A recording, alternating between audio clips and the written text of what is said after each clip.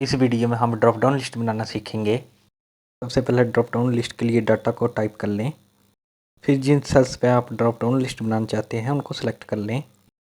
Data tab में जाएं, यहाँ पे डाटा वैलिडेशन में जाके डाटा वैलिडेशन पर क्लिक कर दें। पॉपअप विंडो में एनी वैल्यू की जगह लिस्ट को सिलेक्ट कर लें। अब सोर्स पर क्लिक करके अपने टाइप्ड डाटा को सेलेक्ट कर लें।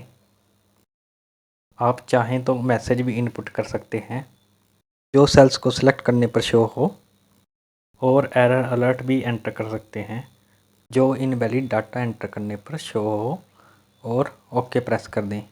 आपकी ड्रॉप डाउन लिस्ट बन जाएगी।